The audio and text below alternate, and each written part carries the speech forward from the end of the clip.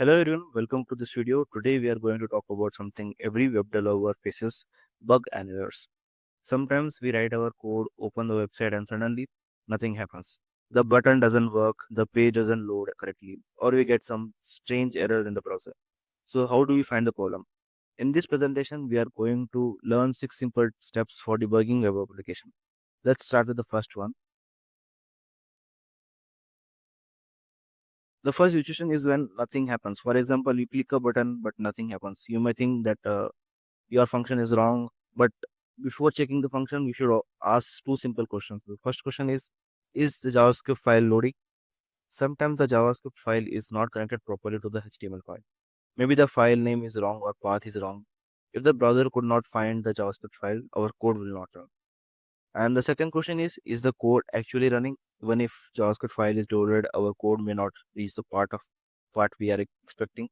So when nothing happened, don't immediately start changing your code. First check, is my script loaded? There is my script loading, and then is my code running? The simple check can save a lot of time. So Act 2 will be read the error like a detective. Now let's say we got an error in the browser. Many developers see a big error message and get confused. Instead, we should read the error like a detective. The first thing we should do is look like the first important error. Don't immediately focus on the errors. Sometimes one error causes many other errors. So fixing the first error may automatically remove some of the other errors too. So next we need to understand the context. We should ask what did my code expect and what did it actually get. For example, the code may expect the value but it received undefined. The difference can help us find the problem. We should also look at the stack trace. The stack trace shows us the path that the code followed before the error happened. So don't be scared when you see a long error message. Take your time and read it carefully, and use it as a clue. The act 3 will be first find where the error happened and then find what happened. When we get an error, the browser usually tell us the file name, line number, and sometimes the column name number. This tells us where the problem is. So start there. Don't search through the entire project immediately. Go to that file and that line first.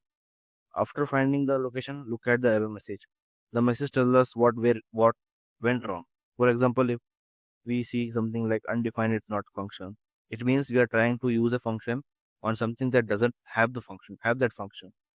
So there are also some very common mistakes. For example, spelling mistakes, missing brackets, extra brackets, or incorrect parentheses in event handlers. So these small mistakes can easily cause errors. So remember, first find the where, then understand the what. So the Act 4, so the Act 4 is use the browser as a JavaScript IDE. The fourth step is the main step. The browser gives us many useful tools for finding bugs. First, we have element instruction. We have inspect our HTML and CSS directly in the browser. We can even make changes there and see the result immediately. Next, we have the console also. The console allows us to run JavaScript, check values, and use console.log to understand what our code is doing. Then we have the breakpoints. A breakpoint allows us to stop the code at a specific line. This helps us check what is happening at that exact moment. We can also use the debugger statement to pause our code. And finally, we have the network tab. This is very useful when our website is communication with an API. We can check whether the request was sent and what response we received. So don't think of developer tools as just a place to see errors. It is one of the most useful tools we have for debugging JavaScript.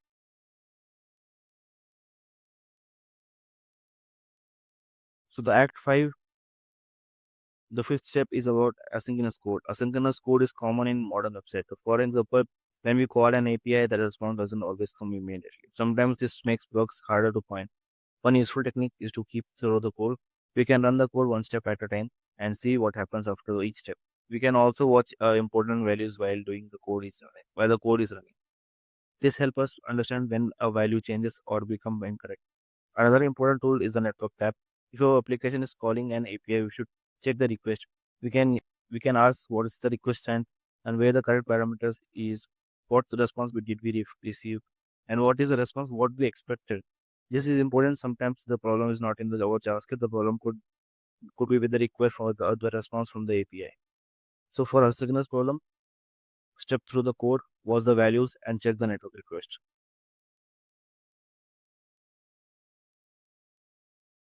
So now we come to the final step. This is called the repeatable fix loop. The main idea is to fixing a bug is not just about making the error disappear. We should understand why the error happened and try to stop it from happening again. The first step is check loading and execution again. If we stuck, go back to the basics. Ask, is the script loading? Is the code reaching the place where it should? The second step is find the root cause. If there are many errors, start with the earliest important errors. The later error may only be caused by the first problem itself. The third step is making debugging fast next time. Use breakpoints which watch values and the network tab from the beginning. The more we practice this process, the faster we become at finding bugs. So this is the last. So the step one, if nothing happens, check if the script is loading and if the code is running. Step two will be read the error carefully and rate it like a cube. Step three will find where the error happened and then understand what it went wrong. The step four will be use the browser developer tools to inspect and debug your code. Step five will be for asynchronous problem. Step through the code, pause the values, and check the network tab. Step six will be create a repeatably process so you can find and fix similar bugs faster in the futures. So once we learn how to read those clues and use the right tools, debugging becomes much easier. So thank you for watching. If you found this video helpful, don't forget to like the video and subscribe to the channel and share it with other developers. See you in the next video.